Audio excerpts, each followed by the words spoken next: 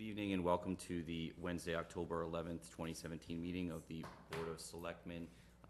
My name is Michael Betancourt. I'm the Vice Chair and running the meeting in Chairman Jim Whitehead's absence. With me is Town Manager Richard Howard, Selectman Lance Grenzenbach, Selectman Mariano Goluboff, and Selectman Dave Arico. I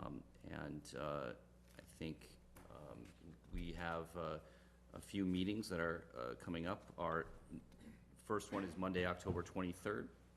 We'll be in regular session, and Monday, October 30th, we're also scheduled in regular session. And Monday, November 6th, we are meeting prior to town meeting in the Guidance Department conference room at the high school, and we will be then in session for fall town meeting starting on Monday, November 6th, and potentially continuing until Thursday, November 9th. And we'll start off with the any comments from board members. Mr. Grenzenbach, or anything?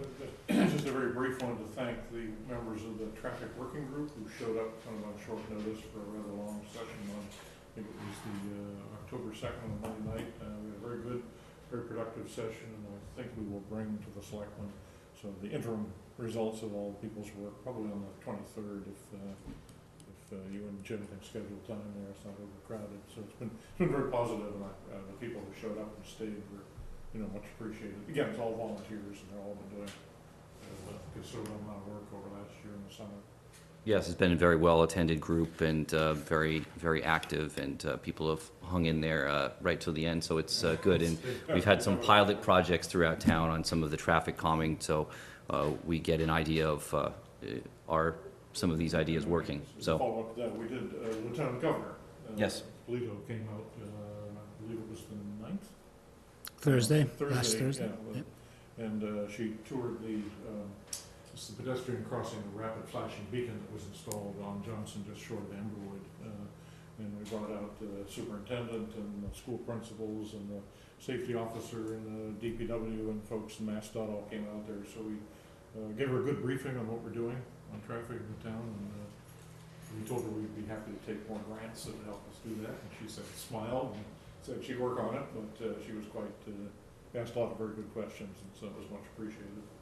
yeah, we've been very lucky to get a lot of the Complete Streets grant money. The town manager and town engineer have really done a great job of pulling some of those funds in, so keeps us moving forward for what sometimes turn out to be very expensive upgrades to our roads. It's there's a lot of sticker shock when we have some good ideas, so it's helpful to have that. Mr. Goluboff, did you have any comments? No. Mr. Arico? No. Okay, we'll go right into the town manager's report then. Howard? Thank you, Mike. A series of things under the report section. So there's a promotional opportunity that I'm providing notice of. Mr. Bonaventura within the DPW department is moving up to the, as you can see, the W12 skilled laborer step 1 position. We congratulate him and look forward to his good service to the town within the DPW department. Also, for your information, an update on the DPW wall complex. So that project is it's in final design. I think it's out there. I think the bid is close to being on the street if it's not already. A new wall or fence system was specified as part of the feedback from many of the members here, Dave and others especially. Jim Whitehead worked with some of the neighborhood concerns about making sure that the look and the feel of what gets replaced for what gets taken down operates in that location, and that change has been made, and it'll be part of the specification and rollout of that project. Any questions on that one? No. The needs assessment update, same thing. An RFP was put out. We recently interviewed 2 proposed vendors for services that would provide the town-wide needs assessment. Kind of the working group met and interviewed these 2 firms and have come up with a single recommendation. to bring on board a company called HRIA, and they are scheduled to be interviewed the week of the 23rd with the group to try to finalize a contract and begin that work under the needs assessment. That will, as you remember, involve a series of community conversations and feedback from the various stakeholder groups about how to handle the various constituencies within the town, especially reflecting upon the needs of the poor as determined by the Fletcher Fund, and hopefully all that feedback gives the town some good ideas about how to best wisely invest those funds, and to also pull into kind of a new speaking arrangement all of these various groups that provide services throughout the community. So we're excited about bringing that contractor on board. Any questions on that one? What's the expected report delivery date? In 6 months? There is a schedule in there, Lance. It's shorter than 6 months, Oh, but, okay, yeah, good. but, yep. But, the company has expressed, a familiarity and an ability to be able to do the work, and I think they're eager to get at it. And some of it would depend upon how many community meetings we end up specifying in the scope. Right now, we're talking about a minimum of 4. There may be a few more added to it, so if that were the case, it might push out the delivery date a little bit. It occurs to me that in the contract negotiation with them, we might be able to double up on some of the information that we were talking about with schools today. Yes. Yeah. Yep. And save a little money. Yeah, they're aware that there are several other variants of master planning that are going on out there and sleeve a lot of that into each other, whether it's the housing production plan that's being done, or the master planning that's under consideration by the planning board. Whatever kind of information can be shared and exchange, we'll make sure that they do that. Thank you. I know it's been a long runway on that project, and it's had a lot of community involvement. I know the Council on Aging and Tom Howley and some others have really spent some time gathering resources to get this project off the ground, so we wouldn't be taking money directly from Fletcher Fund. The Fletcher Fund, yeah. And other sources in order to fund the project. And it's something that's never been done in Winchester. It's kind of surprising, but with the amount of resources that we provide to residents in the community, it's nice to know that we're moving towards working together a little bit more. Yeah, and I think the various, so-called stakeholders, those groups that provide services to the community, sometimes in a little bit of a disjointed way. They're not always kind of talking with each other. They're very excited about the fact that this would be a document that provides a little bit of that roadmap that they can all use, whether it's for grant writing purposes or for identifying the particular constituency that they're trying to reach. So I think all of those representatives from those groups that have helped participate, Mike, in the process are excited about the fact that we're finally getting to the point where we'll get the vendor on board and begin the hard work, Great. So Thank you. that's generally it. There are a few other things going on. As you know, the bridge work is coming to a close out here on Mount Vernon Street. That's always a good thing. We'll end up getting this two-way street back pretty soon. But the hope is, actually, we'll have a little bit of additional traffic disruption toward the end of this week, Thursday and Friday. We actually have to shut the road down for a while. But it's expected that by next week, we could be open two-way. There'll still be activity on the bridge, rail work. If you've been out there, you can see that the new bricks are being laid along the sidewalk, so it is beginning to take shape as a final project, but that's gone well. It's been delivered a little bit ahead of time and a little bit under budget, so that's a good thing. When do we expect the pond to be filled up? When, As soon as the work is done on under the ground, under the bridge itself, the culvert work, which is coming to a close, and I think probably sometime next week we will know that we can close down Center Falls Dam again, and that the pond can be back refilled. So sometime in October, Beth, for sure, I'd say probably hopeful as early as next week. Are we Things are doing back to- any dredge work there or anything? No, I okay. think, so for those people who pay attention to it, the pond, Mill Pond in particular, looks a little bit like a meadow. It is a better. Yeah. It's what it's supposed to be when it's not dammed. What will happen, and this has happened before, we've drained it down for, we had to drain it down for a substantial period of time when we were actually doing the work at Center Falls Dam. So that meadow growth will kind of get drowned.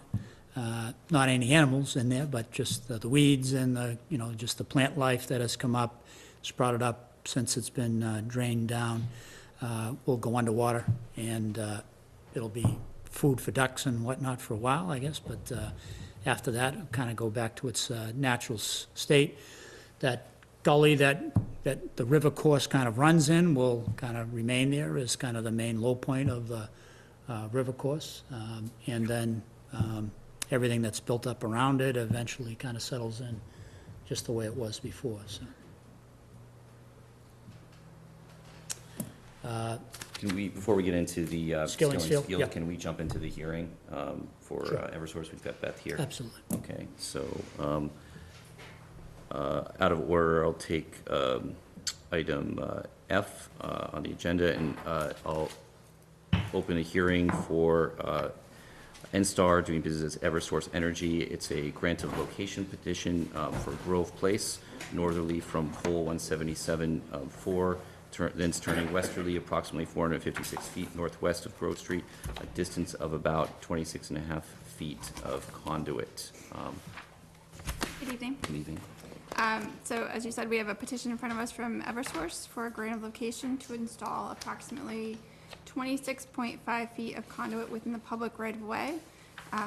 As I noted in my memo, there's also an additional portion of the work that is on the private. So Grove Place is part of its public, part of its private. There's additional work on the private side, but that's not subject to the grant location. The Eversource has indicated this work is necessary to provide power to railroad signals off of Mystic Valley Parkway. It's been a request from the MBTA, or Keolis.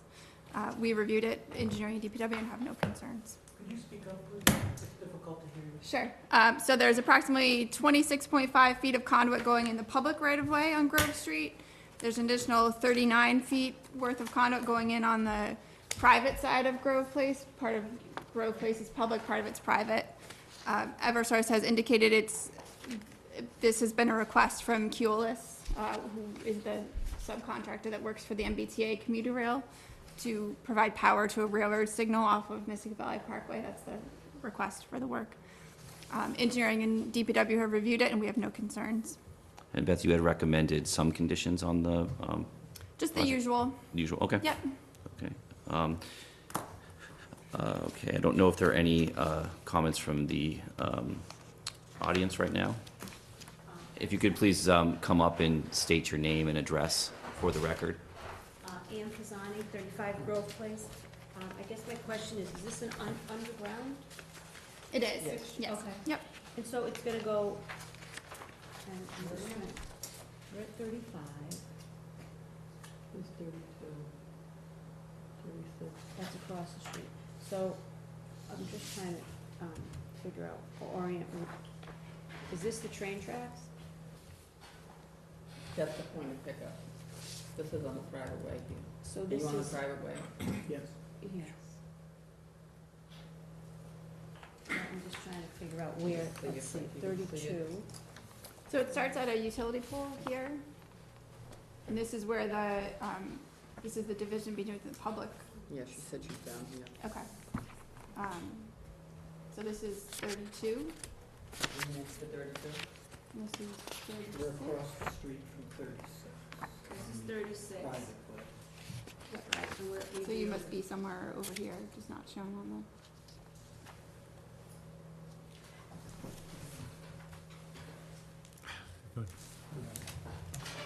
And when is this supposed to happen?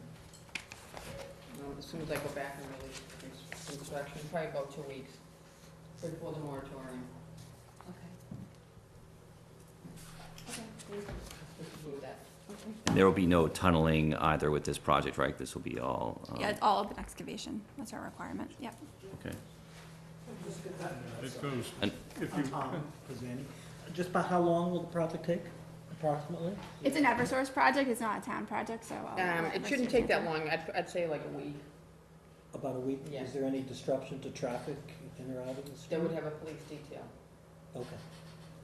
Will the Alright. street be completely closed at any time? No, they never completely close it. Thank you. Thank you very much.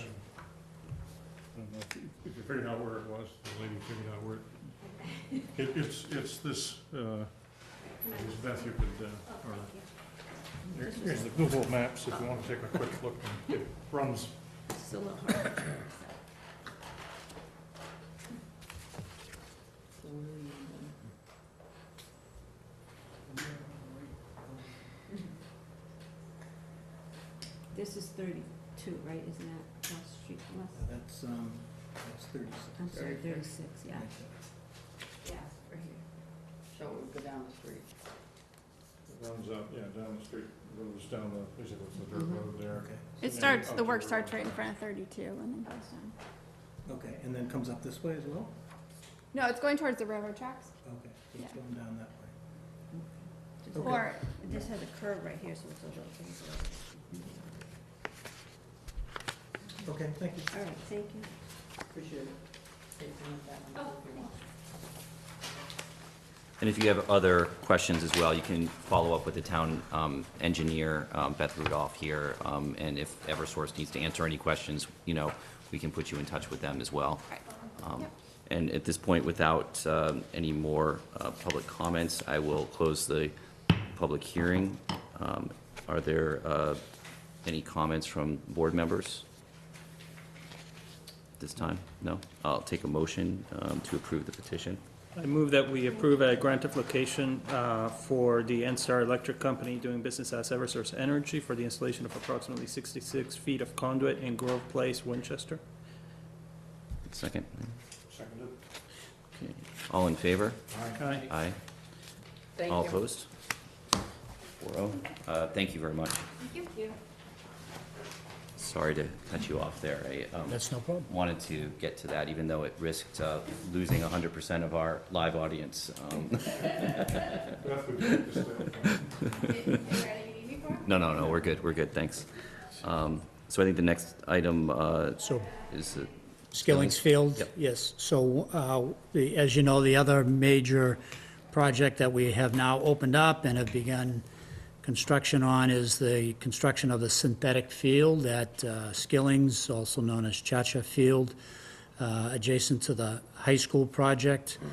So I think I reported before, we opened up the bids, found an acceptable bidder, checked out the references. Everything is moving forward. The rough kind of budgetary numbers, if you recall, the original authorization from town meeting and the bond was about $2.3 million, give or take dollars and cents. And then the bid to install the field has come in just over $2 million. So that, together with oversight for engineering architectural, which probably cost just short of another couple $100,000, leaves us with a very small contingency, which is about $50,000. We can, because this project assumed some of the cost that was going to take place in the culvert project for creation of this swale in that outfield area that is adjacent to the ball field, but runs parallel with the culvert itself. We've asked the VHB, our consultants, to kind of estimate what the cost would have been to have the culvert project replace that. It's roughly a couple $100,000 that we believe we can apply from one of the projects to the other project. That overall will give us suitable contingency. The one thing we would point out to the board is this, that when we opened the bid, we had bid it with a series of ad alternates that we hoped, depending upon the amount of the base bid for the actual delivery of the synthetic field would allow for the election of certain things to be done. But because of that tightness of the cost, we've determined that's probably not the case. When we now do the exercise around, shifting and applying cost between culvert and synthetic, we have a little bit better balance to be held.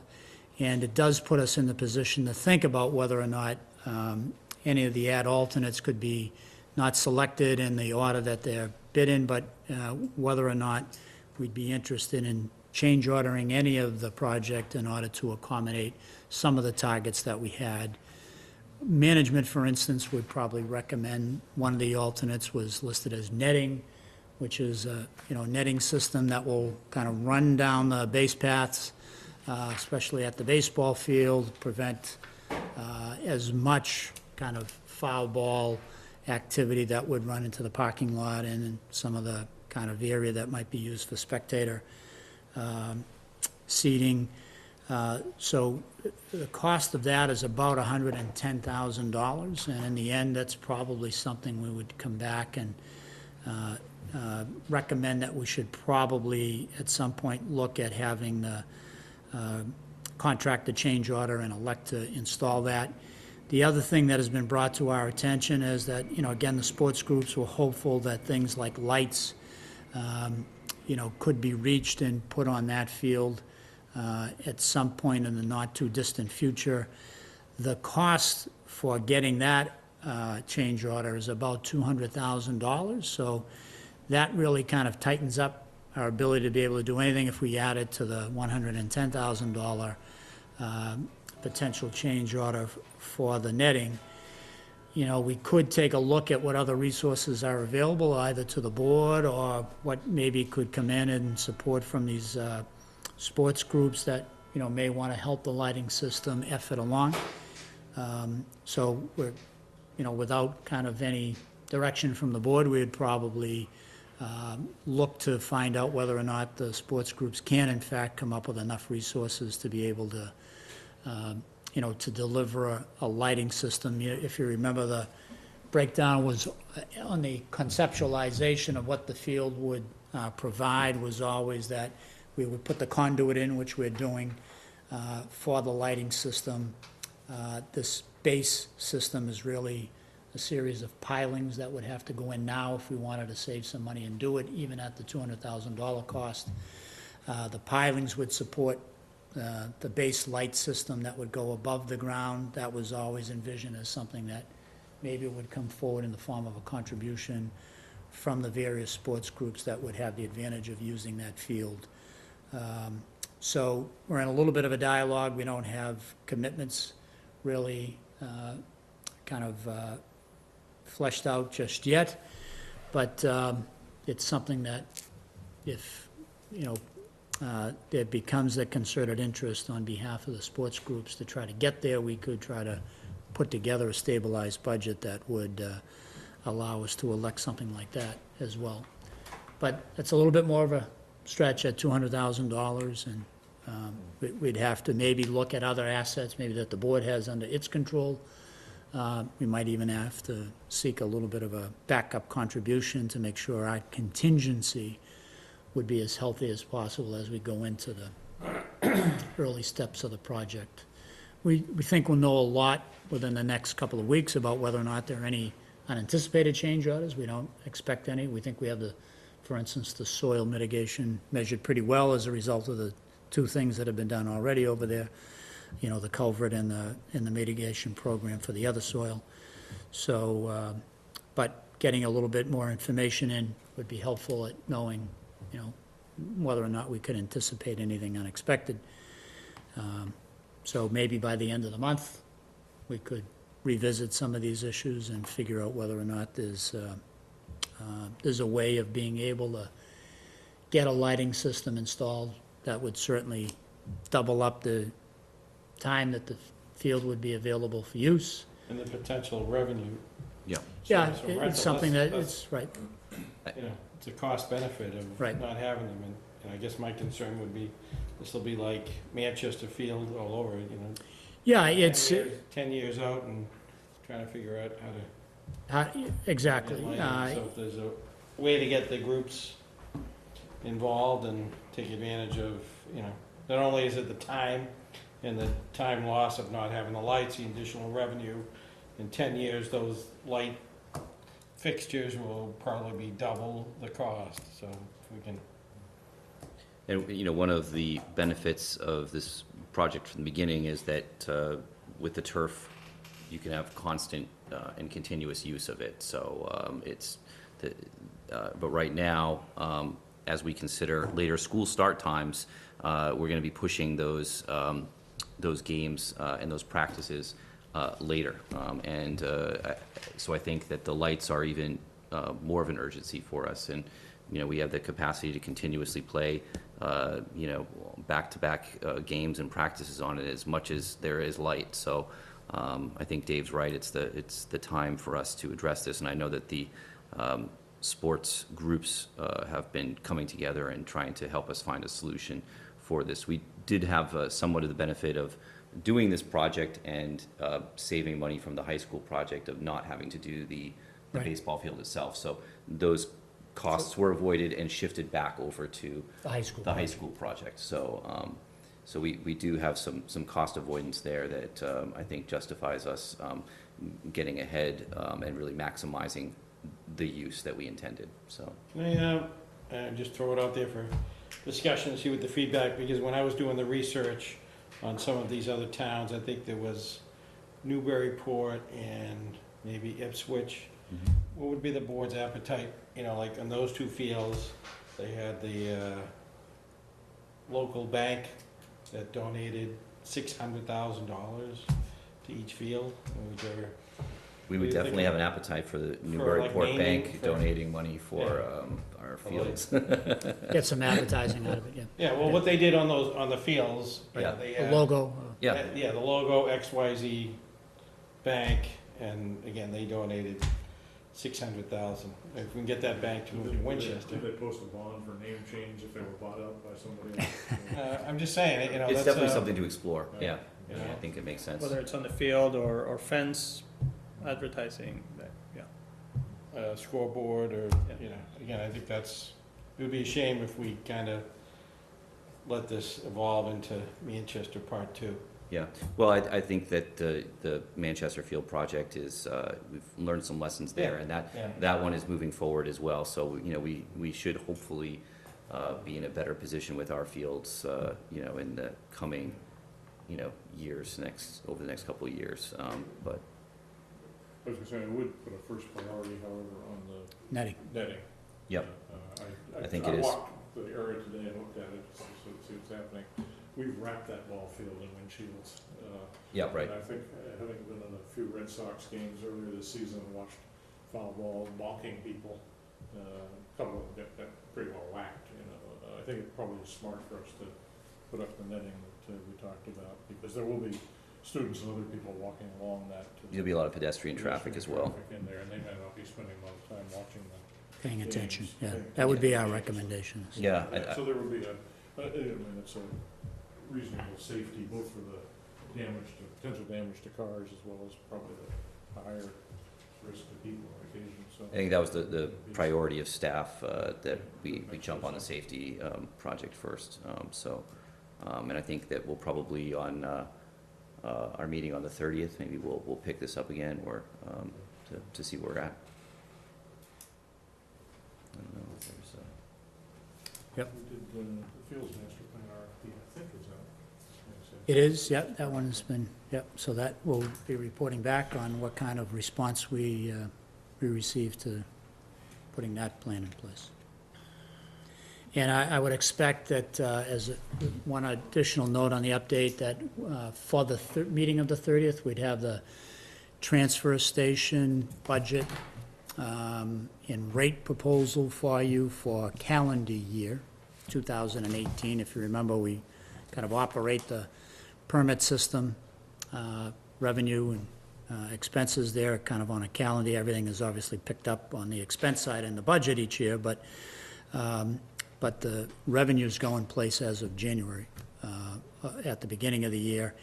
And what usually happens is the town clerk, who does a very nice job at coordinating the collation of the information, puts it out with the census and gets feedback on those that need permits.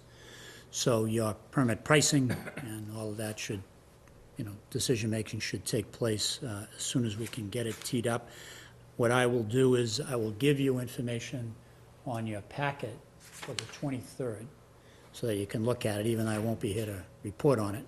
But then we can tee it up for consideration on the 30th, but you'll have had kind of that extra week to absorb, what the expense and revenue projections are going forward into 18.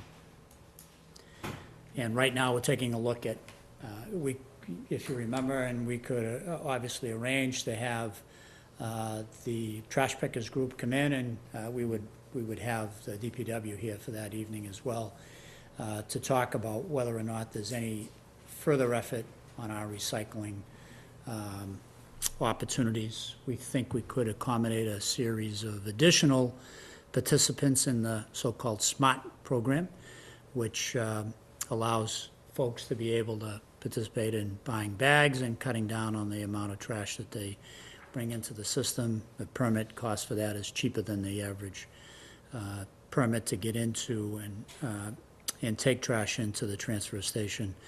So right now, we're at this kind of 750 participant level. We could, one feature that we're looking at is increasing that to maybe 1,000, 1,200, or 1,500, wherever the board may think it might want to go. And I know you have advocates who would like the board to continue to think about whether or not going entirely SMART is the thing to ultimately be able to do, and we can have part of that discussion, be part of that meeting on the 30th as well, so. So they're going to bring us some numbers Yeah. on that. To show you what the recommended permit number should be, Yep, yep. based upon some iterations that you may want to have the DPW entertain there. The hours are kind of what they are now. We've had the kind of experimental additional hours on Tuesday evenings. That's now part of kind of the budget. That's been the second year we've done that. 2017's been the second year. So that's part of the overall plan. Now that doesn't change. And how has that been received? I know that was the result of a survey that the town had put out to Yeah, residents. I think Jay Gill would tell you that it's probably one of the better used evenings of the week, because it's closed on Mondays, and people, that's their first chance at being able to get in there over the weekend. So I think the traffic is justified. There's some additional cost to have DPW activity covering those hours. But I think it's probably something that's good customer service, worked out pretty well. And the participation in the SMART program has been steady. It's been vibrant. I think those households that do not generate a lot and are willing to do a fair amount around their recycling effort appreciate the fact that there is an alternative to the $190 permit fee that anybody going in has to pay. So I think that is kind of no longer an experiment. I think it's kind of baked into what it is you're providing there, and it's an expectation that people like to see as an option. The thing that hasn't changed too much is the fact that recyclables are still costing us money to dispose of, whereas years ago, not too long ago, we were rewarded for the amount of tonnage that came out in recyclables, depending upon where the market was. We received the tonnage revenue for actually taking out the papers, the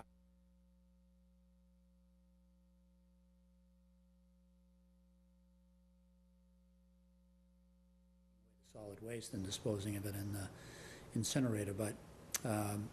But it's still a cost, and there's no indication. I was just reading an article this week in the Journal that talked about the fact that the market worldwide, United States disposables has kind of dried up, and there's not a lot of secondary market to use a lot of the recyclables that are being produced nationwide now. There's been a kind of a concerted effort over the last 10 years to do more recycling across the entire nation, but there's just no market to pick up a demand for it, so that's still a little bit of a logjam within the system. I think the revenue is kind of shifted more to the higher quality recycled products that have been separated and kind of bound. That's and, you exactly know, the so, point, yes. so- So cardboard and paper, we will, Yep. if it's clean and segregated, it's not kind of single stream, which is kind of where we are now. If it can be segregated and mass recycled in a cleaner state, then we can actually get paid for that one item. Mostly that's the heavy-duty cardboard that there is a secondary market for, but newspaper as well, if it's clean. But almost all of the other material, it's being either stockpiled in a hope that the market changes. The big global producers like Waste Management, just talk about the fact that they bail up a lot of this plastic bottle activity, and it just sits in warehouses with a hope that things turn around. Same thing with the tin and the glass, but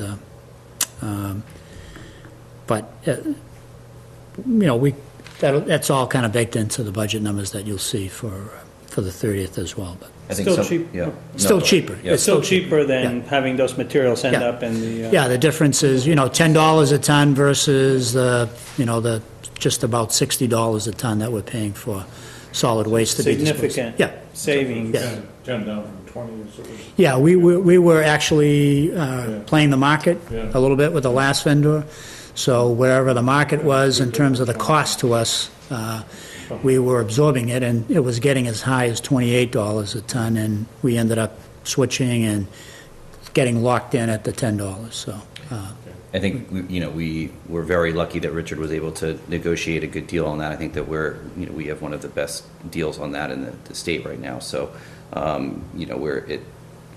there's still some pressure, on us, and other communities that have adopted the SMART and expanded it for the whole town have also shifted to separating. So, in a way, we really took a step to do the single stream, and we've, volume has increased and recycling has increased, but the quality of the product for us, has not been good. And as other communities are seeing, there's not the revenue that we can generate from it to offset our costs. So we'll probably be looking to bump up the normal permit to an amount that I think that we had heard before. I'm not sure what it is, but we'll talk about that on the 23rd, I guess, or on the 30th. You'll see it on the 23rd, and See you on get the some time to review, and then we can we'll have the team in and have the discussion on the 30th. Great. Okay, and right now, take any matters from the audience that are not on the agenda. Mr. Camillo. Okay, thank you. Seeing none, we'll move to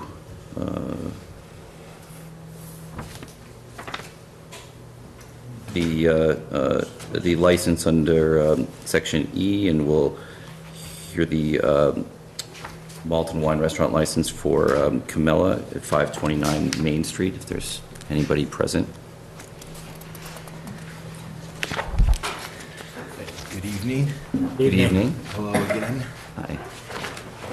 So, If you wouldn't mind just stating your name for the record. absolutely, my name is JP Kamala. I'm an owner-operator of Kamala's. And we're back here, I think, just about 10 months or so again, to apply for a beer and wine license. Once we were able to get into the space and started really thinking about it, looking around, we decided beer and wine license was appropriate in this setting. It is going to be, just a complement to what we do. Predominantly sell food, fast casual concept, but in many of our locations, I think at this point it's probably more than half, but they have beer and wine. So, well versed there. All our people are tip certified. They know what they're serving and who they should be serving it to. Everybody gets ID'd as it is. So, 27 seats, I believe, are on the plan. Yep. So it's very manageable. When are you looking to open? Good question. We'd like to be open right around November 1st. Okay. So a couple weeks out still. We are moving along. As it relates to the beer and wine license and the ABCC, I did speak with Jen about the fees for 18. Assuming, everything goes smoothly tonight, and then, she forwards on, now we're to the middle of October, depending on if they're on schedule. If they're on schedule, maybe it is the middle of November, so you have it, 6 weeks. But if they're a couple weeks behind, and then you do have Thanksgiving, and, it starts to become, holiday season, we may not get it till 18 anyways. Okay. So, I just asked her how that would work as the fees. Does it relate, can they prorate it? She said, no, it's pretty straightforward, cut and dry. Well, we can certainly discuss, prorating, that Okay. fee depending on when you open. And I think that you intended to open a little bit earlier last year, so you had paid your fee already to the town for 2017. Is that correct, or? For the beer and wine? Yeah, no, is that not correct? We just paid it, just now. Okay, just now. For Okay. 17. Okay, for But- Yeah, for 17, Saying for It's 17. really not gonna be there until Right, 18. right. Yeah, right. I mean, we'd like to be open, food-wise, restaurant-wise, definitely in 17. We want to be Yeah. open before Thanksgiving. But by the time the ABCC gets around, and now maybe they're 2 weeks, and, like I said, Yep. I don't know. Usually it's Okay. 4 to 6 to 8 weeks. Yeah, well, at this point, we want to see you open, and Yeah. we're excited about a new business Yep. coming in, and I know that you guys have done a lot of work inside there as well, so I think at that point, we would entertain the option of prorating the fee. It's not something I don't think that we've done before, but, we're usually not in a situation, we don't want to make you pay for, a few weeks, an entire year's fee. I don't think that that's. Appreciate that, yeah. Value for you, but it'll be a decision of the board that will, have to make the call on.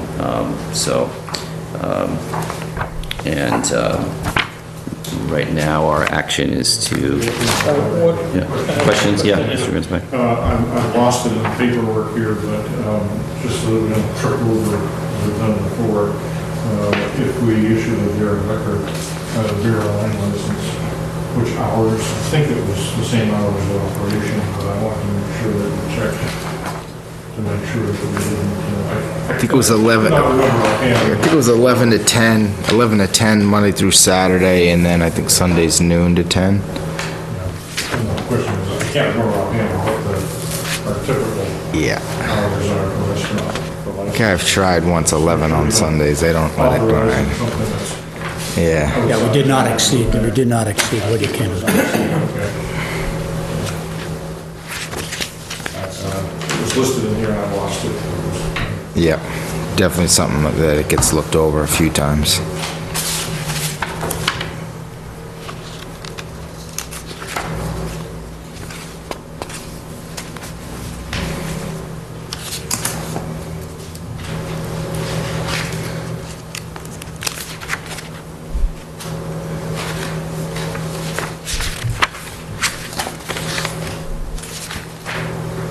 Well, it says close to the ground sometime anyway, they probably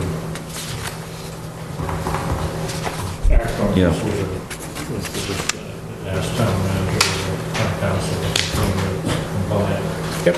with our standards, so, which I believe it is. Yeah, we can look into that, so we're not just doing it now. I don't see it in front of me, so if we haven't tripped across it now, so. Could we make that statement that the fee would be sort of on a pro rata basis per diem? You could bring it back for review. So you already paid the fee, right? The fee's been Part of what paid. was filed, it's So the part of fee this is already application. paid. Yep. Its license would expire 2017, so Comes in we for could new apply, one. so we could $3 apply for grand, there was some 2018 other, I license. think it was about 3,000. Yeah. Right. There was some I other think that's what fee we she would had in do. there, so I paid a little more. Yeah, I mean, we can't prorate it because the fee has been paid already for this license, but we can apply part of it to the 2018 license, right? And I think, I mean, I would be fine with it. I mean, I don't see that there's a reason to charge a new business in town a whole year's license if they're only gonna do business for 4 weeks of the year, you know, so. Yeah, I mean, the issue on our end is establishing a policy where, other people are, it's an imperfect business, right? So, you could be intending to open up in January, and then you open up in April, and somebody's gonna say, well, you prorated, this guy, and so, that's the concern on our end, but we'll discuss that, I think, we won't need to get to that issue now, but we'll certainly consider it, Appreciate one of that. our next meetings. You find it? Yeah. So 10 to 11, Monday through, 11 to 10. Listed here is all days. All days, yeah. Okay. 11 to 10 all days. 11 a.m. Yeah. to 10 p.m. would be the, Yeah, and we, yes. okay, and that's all 7 days. And we are, lights out at 10. We're not there till 10 usually ever. Great. And what action do we need right now? Just a motion on, Motion to approve. motion to approve the license? So, I move that the board grant a common victualler license to expose, keep for sale, and to sell wine and malt beverages with Corios to be drunk on the premises to 529 Camellas LLC, doing business as Camellas. To be located at 529 Main Street in Winchester, 3 rooms, 27 seats, consisting of 1,600 square feet. Do we want to make an amendment to our second motion to deal with applying 17 fees to? We will take care of that when the Yeah. 18 license comes out. Yeah. For the hours of operation of 11 a.m. to 10 p.m., 7 days a week. Is it 7 days, or was there a different? So, Yeah, okay, great. Take a second on that, yes. sorry. Okay, all in favor? All opposed?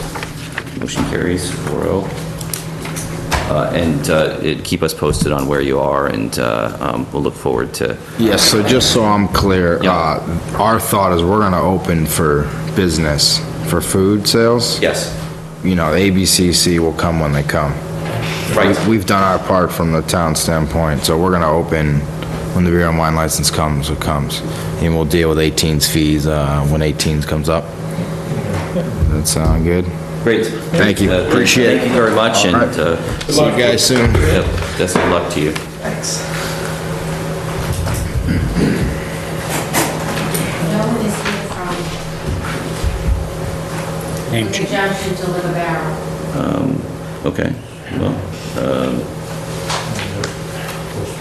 yeah, I guess we'll put that off. Or I would suggest that perhaps we ask the kind of manager or the town council to convey to them that they should perhaps consider further the name. Yeah. Change. And pending their arrival at the next scheduled hearing. Glad to Sure. do that. We'll have to- Second that. we'll have to re- Second that. We'll have to reach out to them. I mean, I don't want to get in the business of, telling them what their name should be, but I think that there was an expectation there, so maybe we need to have that That to them, so the communicate that. paperwork is not done unnecessarily. So we'll reach out and schedule them for, the 23rd and the 30th are looking pretty full, I think, for our agenda, so it'll have to be maybe after town meeting. So we'll take it up then. What else do we have? I don't know if there is, we're going to hold off on the item 1 under business for the appointment of the Energy Management Committee. And I don't know, Richard, if you wanted to discuss anything on the retiree health benefit So I issue. believe in the packet you had the information on the last vote. So as you can see, the original plan on premium split, this is dealing with retirees now, had the non-Medicare retirees migrating from where they were, and there were a variety of splits depending upon the time of retirement. But in essence, it was migrating from where they were to, on a split basis, going to 50%, 50%. So 50% employee, retired employee, 50% town. As you can see from the vote was to kind of freeze it at 41.5%, and that's what it's frozen at until June of 19. And then, without any further action by the board, it would rotate to its 50-50 split. So that's what we're bringing to your attention. Can I? Don't have to take any, oh, yeah, absolutely. Yeah. So we have a retiree healthcare committee. Yes. And we've been having meetings. So we have a couple of recommendations voted, but we're waiting on to have the full recommendations because there's several different groups. So there's pre-2004, post-2004, there's Medicare eligible and non-Medicare eligible. Correct. There's different tenures, right? And whether it's creditable tenure or whether it's tenure in the town. So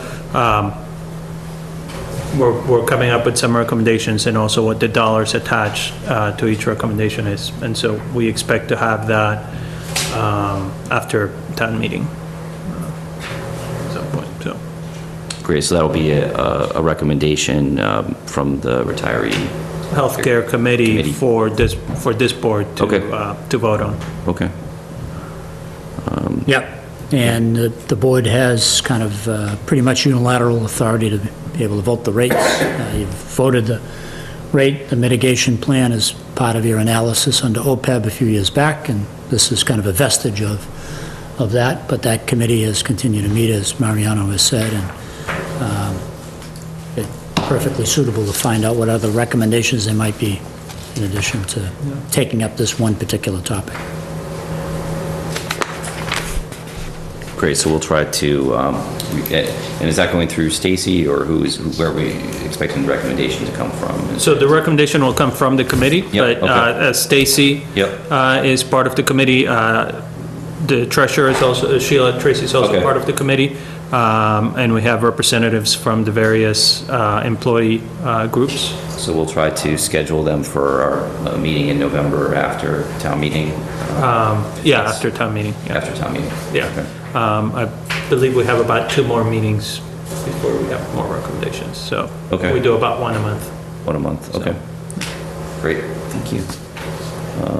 I think the next agenda item is to approve the fall 2017 town meeting warrant, which is at table for you and been approved by town council. I think we're going to put that off until another meeting. Yeah.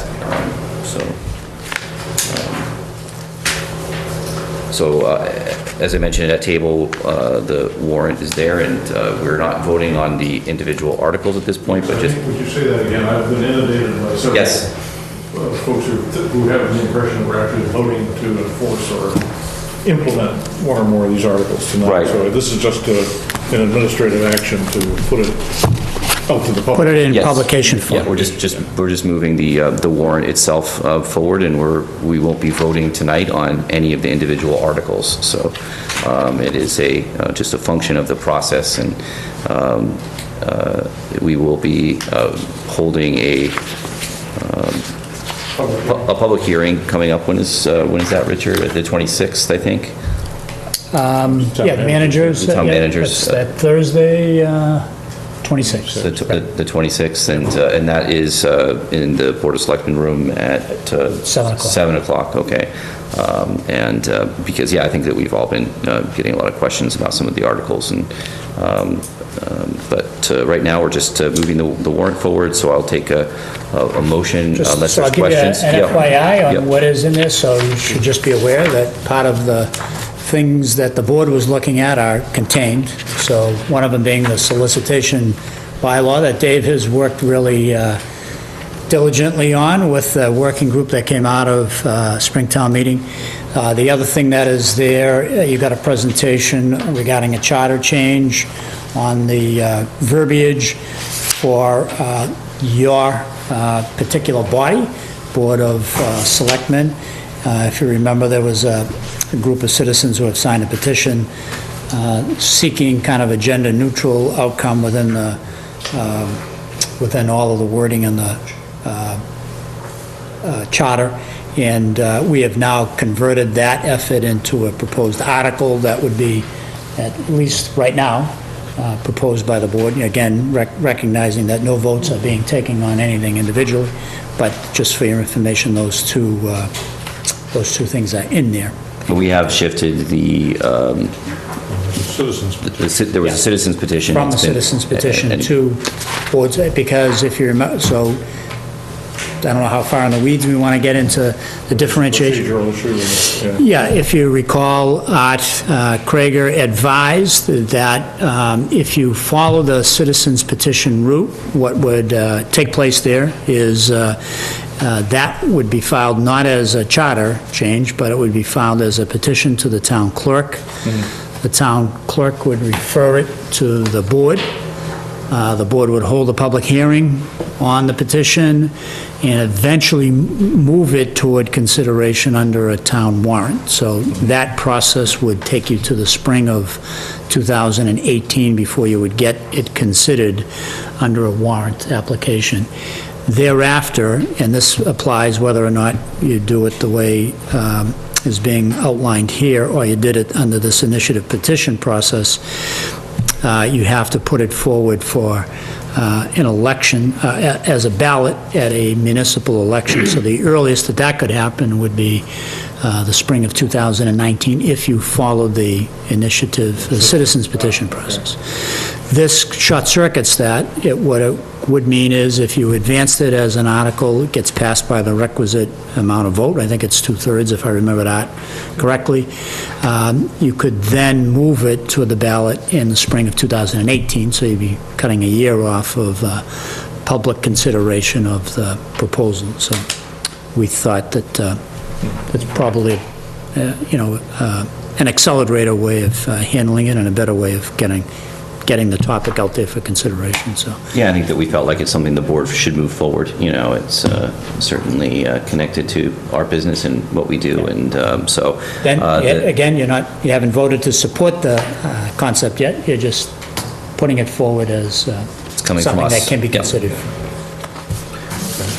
Were there any other questions on the warrant or any that we can answer right now? There's issues within individual articles. Yeah, we're not going to jump into that. That's secondary, that's Yep. later. You want a motion then? I'll take a motion. The board has moved that the Board of Selectmen approve and sign the fall 2017 town meeting warrant, subject to review of clerical errors, some review and correction of clerical errors by the town staff and council. Okay, second. All in favor? Aye. All opposed? Motion carries 4-0. Okay.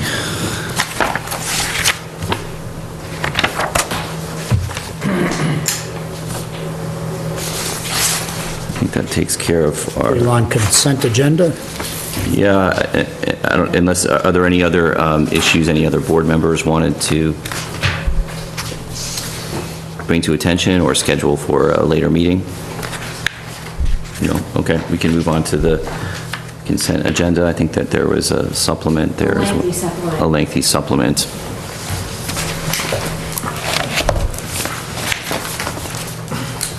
So, move that we approve one-day alcoholic beverage licenses for Calvin Dettori, October 14th, 2017 at the Griffin Museum, Susan Shapiro for Schwartz Catering, October 18th, 2017 at the Griffin Museum, Katie Sweeney for Island Creek Oyster Bar, November 14th, 2017 at Mahoney's Garden Center, Annette Lanning for Jumelash, October 27th, 2017 at the Sanborn House, Emma Stellman, November 10th, 2017 at the Temple Shir Tikva, Emma Stellman, November 11th, 2017 at Temple Shir Tikva, Amy Rinskoff for Rydlock Farm Conservancy, October 21st, 2017, at the 1827 barn. Amy Rinskoff for Rydlock Farm Conservancy, October 14th, at the 1827 barn. Amy Rinskoff for Rydlock Farm Conservancy, October 13th, at the 1827 barn. Amy Rinskoff for Rydlock Farm Conservancy, October 28th, also at the 1827 barn. Offsite LLC, October 15th, 2017. So we have where that is. The location? Sanborn House. At the Sanborn House. Gail Freeman for Studio on the Common, October 26th at the Studio on the Common. Diana Kinosian for Boston's Best Bartending, November 11th at the Town Hall Auditorium. Gail Freeman for Studio on the Common, October 18th, 2017 at the Studio on the Common. Yaritza Menjovar for Griffith Museum, January 18th, 2018 at the Griffin Museum. Yaritza Menjovar for the Griffin Museum, October 22nd, Griffin Museum. Irene Lee for May Catering, October 29th at the Town Hall Auditorium. Seconded as a group. All in favor? Aye. Aye. All opposed? Carries 4-0. And it's, before we get to approving the minutes, I wanted to just ask too, we have, every time we get one of these large consent agendas, that always comes up, how do we streamline our application process? And I know that we've kind of danced around this a little bit, but I don't know, Richard, if we've... Should tee it up for some analysis by town council. Yeah, and I think some of the fees that we're really looking to, I've heard from a lot of members of the chamber, but some of a lot of these groups that sometimes the fee is prohibitive based on how many people they're looking to have at their event. So maybe a tiered fee system and maybe a process through the web that will be a little bit easier. So we can tee that up for sometime in the near future. I don't think it's too much heavy lifting on the staff side, but. Jim was giving he had been doing some work on looking at fee schedules, but I don't think he finished before he took off on vacation, so he may have material when he gets back to ask him. Yep. Well, we can email him and make sure that he's working on that over vacation. And also the minutes for Thursday, September 28th, 2017, and Monday, September 11th, 2017. I'll take a motion there unless there's any questions or adjustments on the minutes. Make a motion that we approve the minutes for the September 28th, but delay approval of the minutes for September 11th.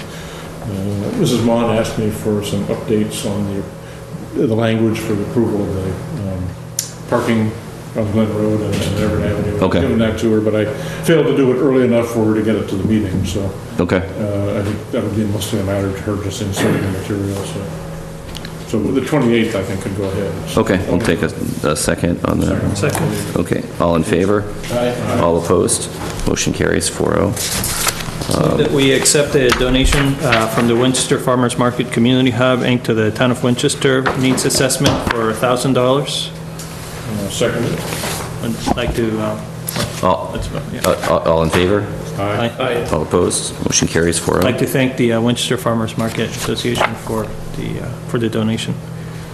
Also would like to move, accept donation from the Winchester Interfaith Council to the Town of Winchester Needs Assessment for $1,200. Seconded. All in favor? Aye. All opposed? Motion carries 4-0. Thanks of the, I think the committee's work and Yep. others, I think getting people to put matching funds into this will make it, like you said earlier, Better product. ensures more buying and more use of the results, which is, it's quite, can be quite productive, I hope. Yep, definitely looking forward to the results of that, and it was great that we had so many contributors, large and small, from town, so. Mr. Rico's urging that there be some skin in the game. This message was very well received Yes. by these other groups. Great, and when yeah, we're I move parade that permit- we grant a parade permit for the Veterans Day Parade for Saturday, November 11th, 2017. The parade marchers will gather at the high school campus at 9:50 a.m., start at 10:15 a.m. Do we need to read the route? You don't need to read Okay. the route, just to, Okay, take a second. Just need to march through it. Margin, in the rain. Right, yes, typically in the rain. So, seconded. Second, all in favor? Aye. All opposed? Motion carries 4-0. We'll instruct the town manager to arrange the good weather. To arrange what? We can do. We should instruct the town manager to arrange for good weather. Oh, right, yes. The other issue that's been on the table for a while is having town council do a open meeting law training. So I know that we've had a few new people come in, and there has been changes in the law recently. So if we could put forward a training, certainly I think the elected boards should be required to attend, or strongly suggested. After town meeting, suggested. After town meeting, Yeah. sometime after town meeting, we can get that on the agenda.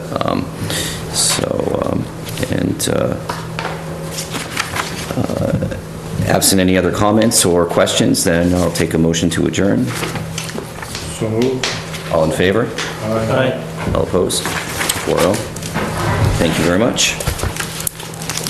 Thank you, Tyler. Once again, Mike,